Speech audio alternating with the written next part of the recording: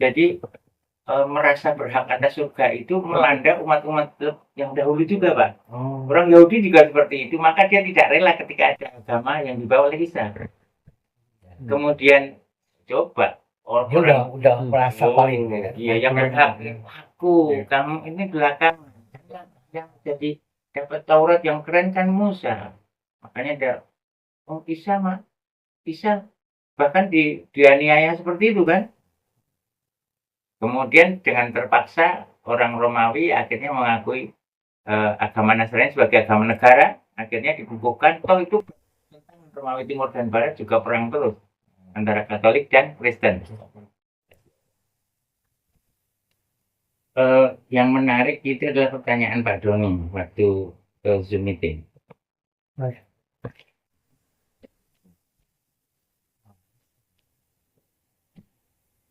Setelah sholat itu punya jaminan surga. Gitu. Jadi ketika kita sholat itu perasaan kita bahwa kita dijamin surga itu melampaui iya melampaui keputusan Allah yang benar itu. Jadi kita seolah-olah setelah kamu pokoknya awaluma yuhasabu bil abdu yaumil qiyamah as-sholat. Pertama kali bisa yaumil qiyamah itu sholat.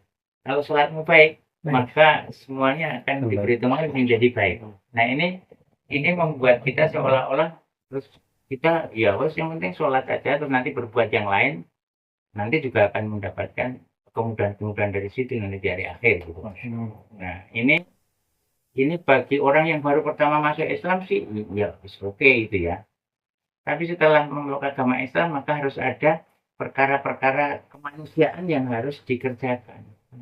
Allah itu hanya minta satu disembah jangan disekutukan. Sisanya itu berbuatlah baik kepada ibu bapak dan masyarakat. Jadi Allah nggak minta banyak. Sembah jangan disekutukan. Sisanya berbuat baik kepada orang tua.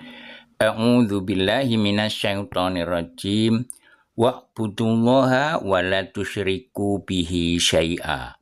Wa bil walidaini ihsana wa bidzil qurba wal yatama wal masakini wal jari dzil qurba wal jaril junubi was sahibi bil jambi wa ibnis sabili wa ma malakat aymanukum. Innallaha la yuhibbu man kana mukhtalan fakhura. Kerabat, fakir miskin, anak yatim, orang-orang terlantar, orang itu semua itu urusan sama itu. Nah, itu diambil porsinya oleh orang selain agama Islam. Iya. Nah, peluangnya dia dibalas Allah juga sangat tinggi. Orang selain agama Islam itu berhak mendapatkan kebaikan dari Allah nggak? Oh, berhak, Pak. Berhak mendapat kebaikan dari Allah. Kan surga milik Allah. Katakan Anda punya anak 16. Terus masing-masing sudah Bapak kasih porsi ini semua. Kasih porsi. Ini kebaikan semua harus mengkonsumsi kebaikan. Kemudian ada yang nakal. Misalnya dia pulang pengen makan masakan ibunya boleh nggak? Boleh. Boleh. walaupun nakal. Nakal walaupun nakal loh. Nakal bang. Terus Anda masak. Apakah yang nakal itu keluar kamu nggak boleh makan? Anda sebagai orang tua, pertanyaan saya. Orang tua doang, bukan Tuhan loh. Bagaimana Tuhan? Tuhan itu kasih sayangnya melebihi kasih sayang ada dalam otak kita. Kalaupun Anda punya anak meminta sesuatu, anak Anda banyak. Kemudian Anda belum memberi, malu kan? Lantas itu mereka tidak meluk agama Islam, tapi minta sama Allah. Masa enggak coba? Anda itu punya anak banyak. Anda akan bangga kalau diminta bisa memberikan. Iya. Senang. Itu prestis Anda itu kalau bisa memberi terhadap apa yang menjadi tanggung jawab Anda. Makhluk ini tanggung jawab Allah karena Allah bikin. Iya. Enggak main-main tuh ya. Karena Allah bikin loh. Anda yang hanya menghamili istri saja, kemudian itu begitu berat dan melahirkan, itu kalau anak meminta sesuatu, Anda berusaha, walaupun tidak taat-taat banget sama Anda. Wah, trail dong. Ya kamu belajar yang rajin lah, Dek. Ah, bapak ini belajar aja, nggak modern orangnya. Masuk dari gini belajar, Pak. Nah, tetap Anda, sih, adik ini, coba lihat adikmu dulu, udah berani sama bapaknya. Gitu. Bangga-bangga juga kan? Bagaimana menurut Anda Tuhanmu? Makanya dia membanggakan seluruh ciptaannya itu. Allah itu bangga dengan ciptaannya semua. Mau orang Yahudi, Nasrani, orang mana itu, Zionis atau orang Jerman atau Rusia, Allah itu bangga dengan seluruh ciptaannya. Sejak Allah masih tetap bangga dengan ciptaannya. Allah. Karena dia seperti itu. Apalagi Anda melakukan kebaikan. Ini punya anak 20 gitu. Ada satu yang super baik. Anda itu pasti bangga-banggain yang ini. Ini kayak ini loh. Kayak ini. Gitu. Jadi ada porsi. Terus yang tidak baik misalnya, ya itu mau urusan Bapak. Misalnya mau dipukul sama yang lain kan, itu urusan Bapak. Ada hal-hal yang benar-benar kamu jangan ikut-ikutan, itu urusanku. Memang misalnya Allah memberikan penjelasan kepada nabinya tentang surga itu dicapainya dengan cara taat kepada Allah, taat kepada berbuat baik kepada manusia dan sebagainya. Tingkatannya seperti itu. Dan pertanyaan Pak Doni itu, pertanyaan kenapa sih umat Islam itu pelit berbuat baik? Kayak surga miliknya sendiri gitu. Apalagi sesama Islam aja, sesama umat Islam itu loh, itu masih tidak, lu nggak berhak surga, yang berhak surga aku. Itu sesama umat Islam loh, masih seperti itu. Apalagi dengan umat yang lain. Jadi merasa berhak atas surga itu melanda umat-umat Yahudi juga, Pak. Orang Yahudi juga seperti itu, maka dia tidak rela ketika ada agama yang dibawa oleh Isa. Kemudian coba orang udah merasa paling iya yang berhak aku, kamu ini belakangan kan yang jadi dapat Taurat yang keren kan Musa, makanya ada Isa bahkan dianiaya seperti itu kan.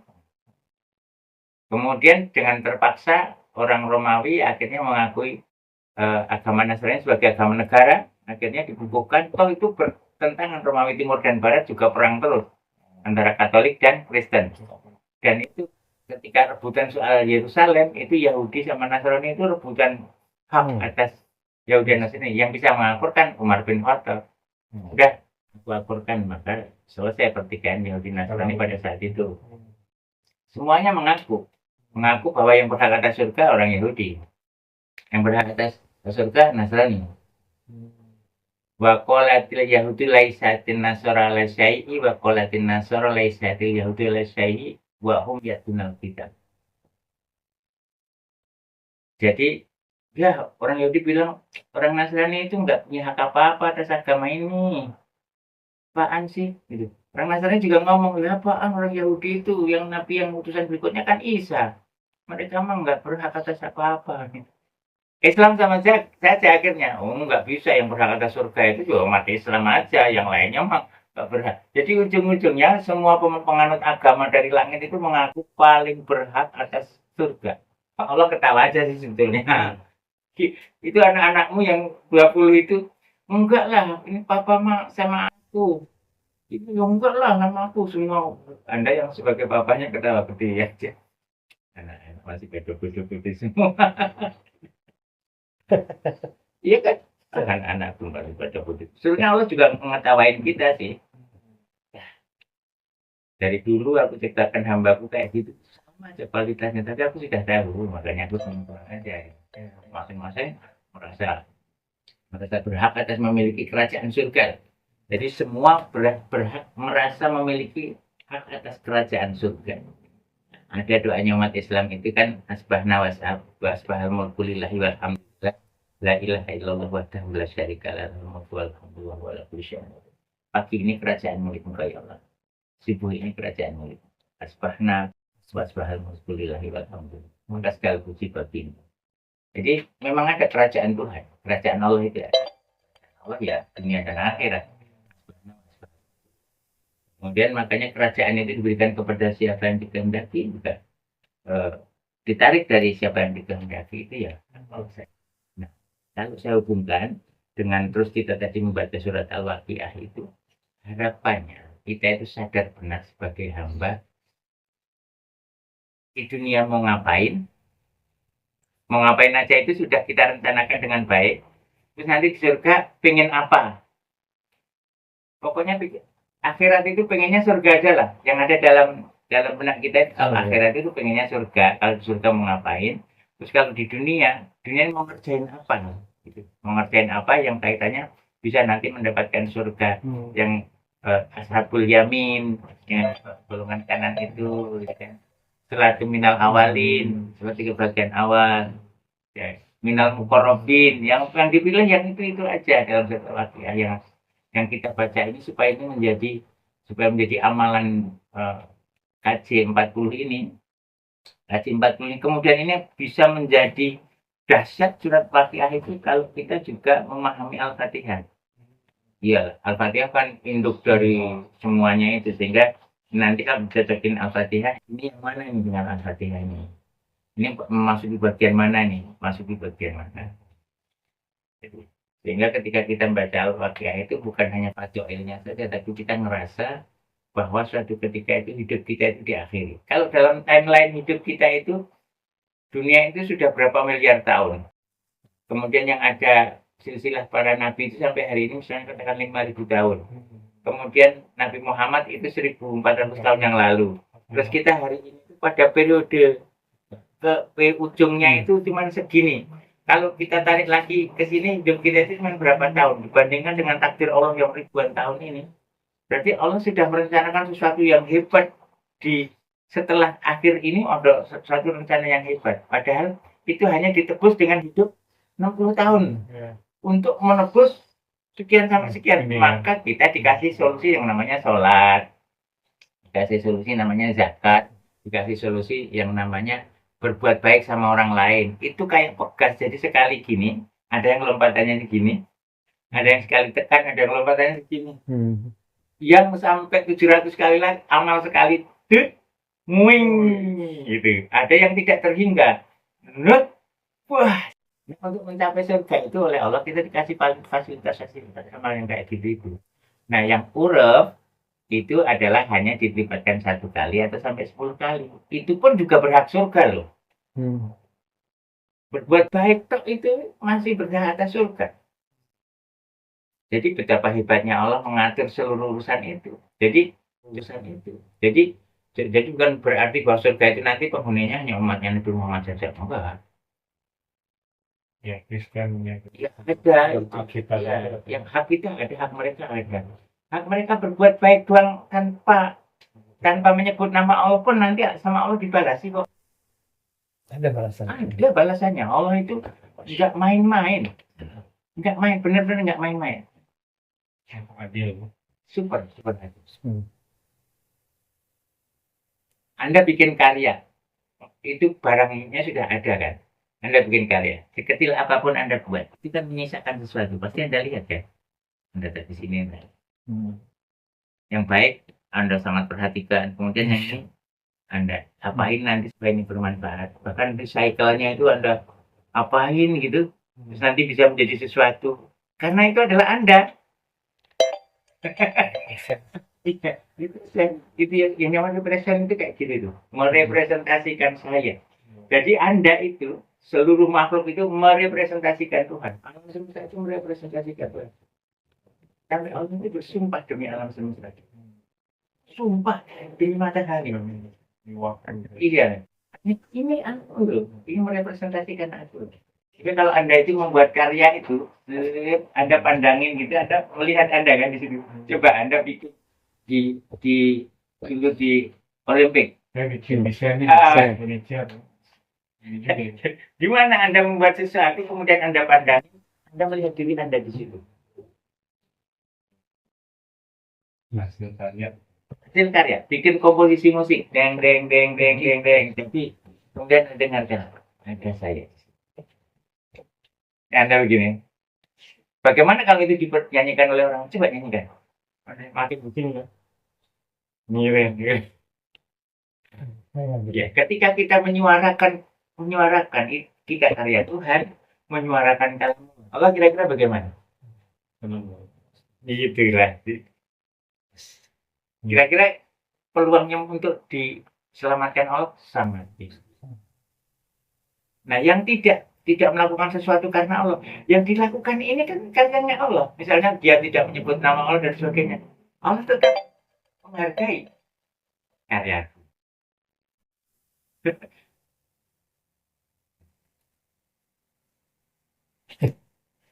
Gila dalam banget tuh.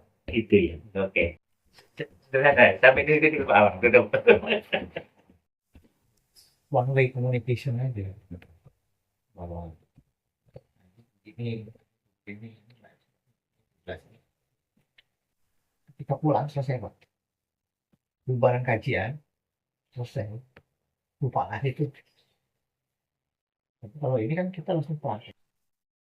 Bahkan mungkin nanti komunitas bisa saling mengingatkan juga Pak di kita gitu. Di satu kali kita buat terbaik apa yang sudah kita lakukan hari ini. Seminggu ini kira-kira apa? Kan kita nggak usah ketemu kan, bisa di situ. Orang lain kan bisa komentarin, mungkin dari sini. Saya sebenarnya pengen tulis ini agak lebih guyup gitu. Jadi antara individu ini sudah lebih saling mengenal gitu. Apa dan siapa istilahnya halus gorengnya orang senyawa. Baik buruknya kita udah mulai tahu. Siap. Nah, kemarin saya lihat ini tadi soal nafsu. Dibilang katanya nafsu itu kan sensitif, bisa kebawa ke arah kebaikan, itu bisa ke arah keburukan. Nah, mereka membahas masalah nafsu pada hati, ada nafsu, ada jiwa. Inilah yang ujung-ujungnya bisa mengotori diri kita kan. Nah, tetapi juga nafsu ini bisa untuk kebaikan itu di sisi mana ya Pak? Di surat Yusuf ada dua ayat. Salah satunya menjelaskan inna nafsa la amaratu bisu. Sesungguhnya nafsu itu memerintahkan kepada keburukan. Sesungguhnya. Iya. Terus kemudian laula an ra'a burhana rabbi, kalaulah nafsu itu tidak melihat pertolongan Tuhannya, maka dia akan melakukan keburukan itu. Nah, jadi diperlukan seseorang itu melihat pertolongan Tuhannya. Nah, pertolongan Tuhannya itu bisa membuat nafsu itu disebut sebagai ya ayat Tuhan nafsul mutmainah. Wahai nafsu yang mutmainah, jiwa yang tenang. Ilji'i ila rabbiki radiyatan mardiyah. Masuklah kepada keridhaan Allah. Please welcome to my home. Ya, to our home. Itu nanti kita disambut please welcome oleh Allah gitu. Wahai jiwa. Nah, ada nafsu itu berbagai lapisan. Ya, nafsu sufiah, ada nafsu saya pertama sebutkan yang paling berat itu nafsu amarah. Nafsu amarah itu memerintahkan kepada keburukan. Kita sering mengatakan nafsu amarah ya marah-marah gitu. Cenderung ke keburukan. Iya, itu makanya nafsu itu disebut memerintahkan kepada keburukan. Kemudian ada nafsu lagi lawamah. Nafsu lawamah itu malas-malasan gitu loh. Iya, malas-malasan. Mager. Kita itu kan ada malas-malasan gitu. Bukan berarti lagi jelek. Malas-malasan ngomong. Iya, ada ya gini. Gitu. Jelek enggak, tapi ini malas-malasan. Ibadah terus. Iya. Terus yang nafsu paling keren itu nafsu mutmainah itu. Iya. Nah, kedudukannya ada di mana itu kan? Bagaimana dan apa dan di mana itu kan? Nah, nafsu itu sesuatu yang luar biasa munculnya pada saat setelah badan dikasih roh, itu menjadi nafas. Nafas itu yang dikonsumsi adalah udara. Maka adanya bernafas. Jadi potensi yang tertinggi nafas itu kalau udara gagal masuk mati. Ya. Maka Bernafas, manusia yang disuruh bernafas itu adalah ya bernafas, berjiwa.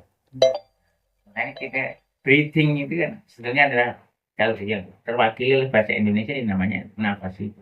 Nafas itu ya berjiwa itu. Iya, nafas dengan nafsu itu makanya kalau nggak ada nafas, nggak ada nafsu. Oh. Nafas itu jiwa, nafsu itu adalah gerakan jiwa. Nafsu itu gerakan jiwa. Mau ke sana, Dan mau ke setan sana. masuk ke nafas. Iya, Nafas nafas itu itu iya. Ada yang positif, ada yang negatif. Nafsu itu gerakan jiwa. Cenderungnya adalah Ya kecenderungan. Negatif. kalau tidak sama Allah gitu. Boleh nanya lagi? Iya. Bentar, dah. Oke, ya, tadi yang menarik diskusi mengenai hasil karya Allah. Allah senang dengan siapapun yang menghargai. Mungkin dengan kita lah bisa dinikmati orang, bisa bermanfaat bagi orang, itu kan jadi salah satu kesenangan. Tapi memang ya sifat di kita yang harus ke Allah gitu. Itu roza, khauf sama haba nih. Jadi ada rasa harap, ada Cemas. rasa takut, cemas ya, dan ada rasa cinta gitu. Dan pertanyaannya adalah bagaimana kita mengimplementasikan atau menjadikan tahap mahabbah itu menjadi satu apa namanya target kita untuk mencintai Allah.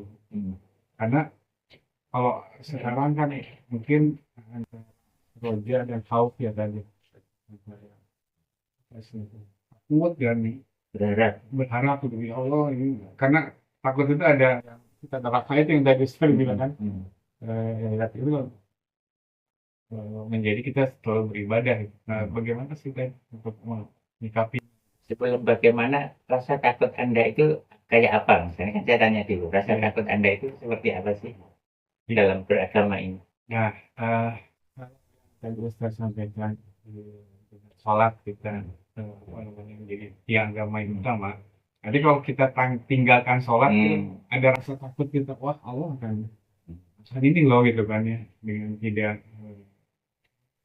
tidak beribadah Allah gitu kan. Itu yang mungkin atau kita berbuat sesuatu Allah ini loh gitu kan, kecewa dengan kita. Malah yang ingin saya ketahui, bagaimana sih Anda itu takut itu apa yang terjadi dalam diri Anda dalam agama ini? Kalau takut kepada Allah itu kayak apa sih gitu kan? Inilah yang cenderung lebih ingin saya sampaikan.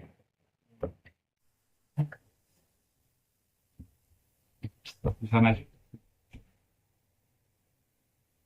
Yes. Masih ke Pak Doni dulu, karena kan pertanyaannya tentang Bang Dodi tentang rasa takut. Jadi rasa takut itu ya masing-masing orang rasa takutnya itu tentunya beda-beda, tapi yang jelas takutnya tentang neraka dan atas dosa-dosa yang kita sudah perbuat masa lalu gitu kan. ya itu kan efeknya pasti neraka. Iya. Efeknya neraka. Nah, takut dia bertingkat-tingkat.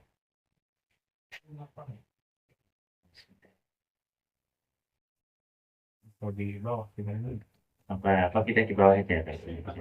Mas, tanya Om Doni, kira-kira bisa nggak tinggi gini? Kalau enggak, Kita ngajinya di bawah. oh bisa. Oh, bisa. Matiin dulu aja. Recording. Yang ke agama. Gampangin aja. Gampangin. Ya, tapi boleh enggak? Ya jangan ditakut-takutin. Orang kalau baru belajar agama ditakut-takutin, ya enggak jadi belajar. Malah menjauh. Menjauh. Bagaimana kalau punya itu tukang mabuk, tukang judi, tukang penjajah seksual gitu ya? Ya jangan ditakut-takutin dulu. Lu masuk neraka. Iya, habis. Karena penjahat kalau ditakut-takutin, ya nggak punya kesempatan memeluk agama. Ya pasti harus dikasih tahu tentang hal yang sederhana. Misalnya pelaku maksiat itu, Nabi nganjurin ya kamu itu jujur aja lah dalam beragama. Wah enteng kalau cuma jujur aja gitu. Tapi jujur ya, iya jujur. Karena nggak ngerjain yang lain-lain, enggak. Kata Nabi. Jadi saya nggak disuruh apa-apa. Asal jujur itu. Wah enteng katanya gitu. Wah betul, besok datang. Kemudian ditanya, gimana kamu sudah sholat belum? Ya nggak bisa, kan syaratnya jujur kan. Harus jujur kan. Dia bilang enggak. Dia mau ngomong, wah aku